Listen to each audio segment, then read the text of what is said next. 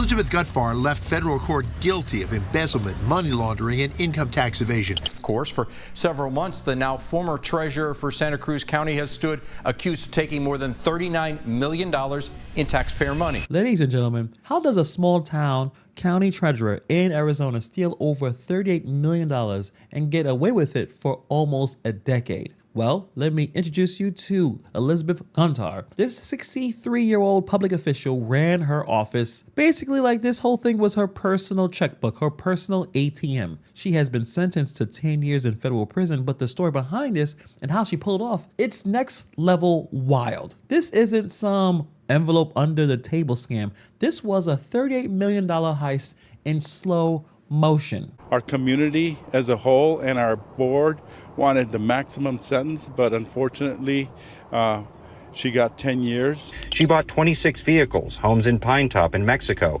a cattle ranch, and a horse ranch. Prosecutors say there is no way she will pay back the entirety of the funds. It's wild watching people in power drop the ball over and over, and healthcare is no different. You have shady Medicare companies out there scamming seniors, and now the feds are investigating them for illegal kickbacks. That's why I partnered with Chapter. They don't play those games. Chapter compares every Medicare plan available, over 24,000 of them, to help you or your folks find one that actually fits, not the one that just pads some executive's bonus. You talk to a real person, not a robot. It's 100% free, and the seniors who have worked with Chapter have saved over $1,100 a year on average. Call 262-454-0419. Again, that is 262-454-0419.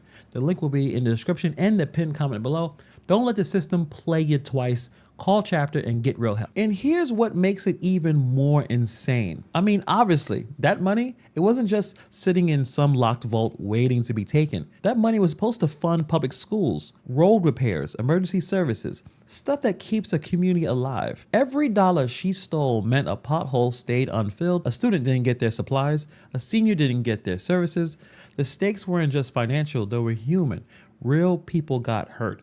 So we're gonna get into this right now. Let's set the scene. Santa Cruz County, Southern Arizona. Not exactly the place you expect a white-collar crime empire to grow, but here we are. Gutfahr, she saw some opportunity. She was elected county treasurer in 2012. That means that she was trusted to manage the public's money, not just your usual office petty cash. We're talking about millions of dollars in public funds. Now, instead of protecting that money, she decided, you know what? Why not just take it? But she didn't do it all at once. She took her time. She had a strategy. This is very slick. Rancho San Cayetano is just one of 19 properties owned by Elizabeth Gutfahr, according to the complaint.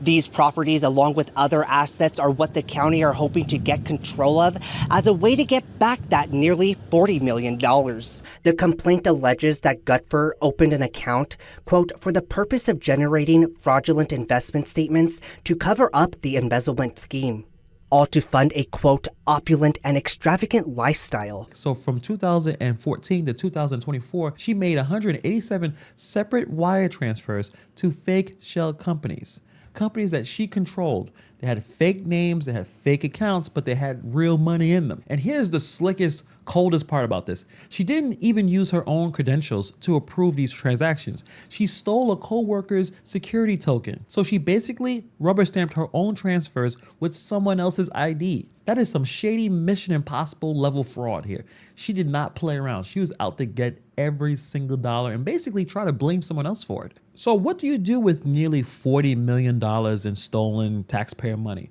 The kind of money you're basically making LeBron money, like you're making athlete money. What are you doing? Obviously you ball out. Real estate, ranch upgrades, a fleet of 20 plus vehicles, and yes, even an Airstream trailer.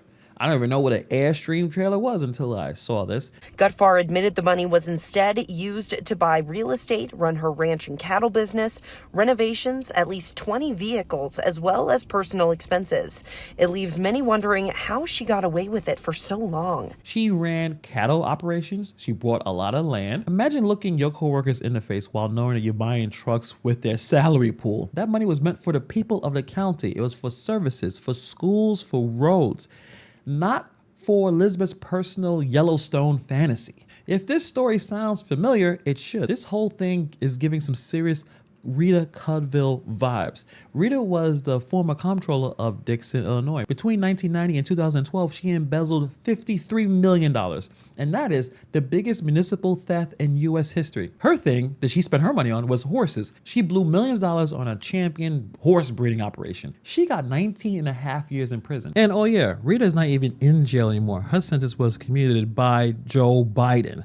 So yeah, Gutfahr stole almost just as much, $38.7 million in less time, and only got 10 years. It kind of makes you wonder, did she get off easy? In my opinion, she absolutely did. This wasn't some office supply theft or some travel voucher scam. This was generational theft. She gutted a county's resources and used them to bankroll her own personal rancher fantasy. And all for that, she only gets 10 years? Honestly, in my opinion, she should spend the rest of her life behind bars. When you steal a few bucks from a corner store, you're facing some real time. But if you rob an entire county blind, suddenly it's a white-collar leniency crime. You only get 10 years? I don't agree with that. But let me know in the comments below, do you believe that she should only receive 10 years? In my opinion, this sends the worst message possible. If you steal big and wear a nice suit and you call yourself a treasurer, you walk away with a slap on the wrist. And we see a pattern of people in charge of local government finances operating unchecked for years, decades, living the lives of luxury while their towns fall apart. So another question I have here is, how did she hide it so long and how she was able to get away with this for so long? How did no one notice this? Millions of dollars is missing. And for 10 years, no one said a thing? Was she just doing it by herself? State auditors say over 10 years, she covered up transfers to personal accounts by lying on reports, lying to her staff, lying to county supervisors, and lying to state auditors, with the biggest transfers in the last year. Every month, it looked like the money was there where it was supposed to be. Even the state audits didn't catch it. And that's a whole different crime right there. What were the auditors even doing? These folks had one job, watch the money. And for 10 years, they watched absolutely nothing. They signed off on reports, rubber-stamped spreadsheets, while the financial crime scene was happening underneath their noses. She basically ran the accounting system herself. There was no oversights, no checks, no one rang an alarm. It's actually pretty embarrassing this happened for so long. Santa Cruz County Supervisor Manny Reese says supervisors tried to protect the public money. It's frustrating for us because the way the state of Arizona has everything set up and gives the treasurer so much latitude and power. Now, the county is also suing the Arizona Auditor General's office, accusing it of negligence in not catching the embezzlement earlier. That was after the office issued a report outlining how Gutfahr took the money and making recommendations to county officials to prevent and detect fraud. The people paid to protect taxpayer dollars either didn't care or weren't competent enough to spot the biggest embezzlement Arizona have seen in years. And the worst part, she used real county accounts, so the money trail looked legit. By the time anyone noticed, $38 million has vanished, went right out the door. So next question, how did she get caught? What finally brought her down? Was it sloppiness? Was it a snitch? Was it a whistleblower? Actually, it was just her own system. The fraud just got so big and she couldn't hide it anymore. They matched transactions, checked original source documents, and noticed that things were not lining up.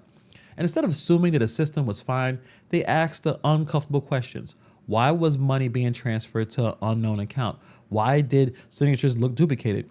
Why is one person handling everything with no oversight? That curiosity, that refusal to accept business as usual, that's what blew the case wide open. That's when the state and the feds looked closer and realized that this woman was stealing everything. This wasn't just a mistake. This was a full-blown fraud. So in November 2024, she pleaded guilty to 3 charges: embezzlement by a public official, money laundering, and tax evasion. And then boom, the scam unraveled fast after that. So what happens now? Well, she goes to jail. She has been sentenced to 10 years in prison, $38 million stolen, and she gets out in 10 years. That's basically what, $3.8 million for per year served. Some people are sitting in prison longer for stealing phones. And she has to pay back $51 million in restitution, but good luck getting that back. I'm sure she already spent all that money. So far, they've only been able to recover about $3 million from the seized property and the cattle sales. So the county is still dealing with the financial fallout. The budgets are wrecked, people are angry, things are completely destroyed, all because one person had access and no accountability. This was a very broken system. I wonder how many people like Elizabeth are out there in small town officials with too much power and no one's watching. It happened in Illinois with Rita. It happened in Arizona with Elizabeth.